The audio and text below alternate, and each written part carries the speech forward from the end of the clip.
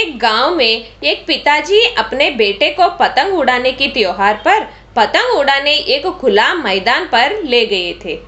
वहां पर उनके पहचान के कई लोग पतंग उड़ा रहे थे और वहीं पर पतंग धागा बेचने की कई दुकानें भी थी।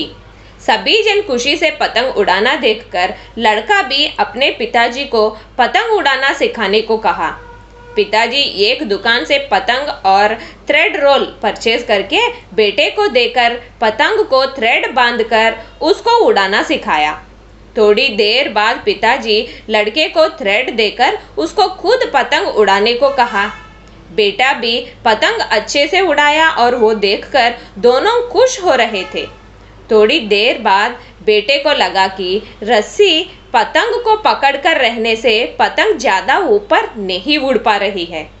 अगर रस्सी काट दिया तो पतंग और ज्यादा ऊपर जा सकती है, सोचा और रस्सी को काट दिया। रस्सी काटने से कुछ समय हवा में पतंग ऊपर ऊपर गई, लेकिन फ्यू मिनट्स में पतंग जमीन पर गिर गई। ये देखकर लड़का उदास हो गया, क्योंकि रस्सी काटने से और ऊपर जाने के बजाय पतंग नीचे आ गई। लड़के ने पिताजी से पतंग ऐसा कैसे गिर गई पूछा।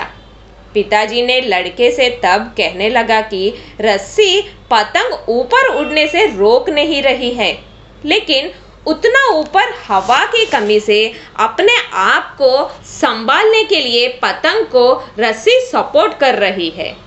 हवा ज्यादा है तो भी रस्सी के सहारे से ही आप पतंग को सपोर्ट कर रहे थे। सपोर्ट देने वाली रस्सी को काट दिया तो पतंग को नीचे गिरना ही है ना। पिताजी के बातें सुनते ही लड़के को अपने गलती का एहसास हुआ। अक्सर लाइफ में कई लोग सोचते हैं कि अगर फैमिली, फ्रेंड्स, रिलेशनशिप्स नहीं है तो अपने लाइफ में सक्सेस और उन्नति देख सकते हैं, लेकिन ये नहीं समझ पाते हैं कि अपने टफ टाइम्स में वो ही फ्रेंड्स, रिलेशनशिप्स, फैमिली ही सपोर्ट करते हैं और फिर सक्सेस देखने में मदद करता है।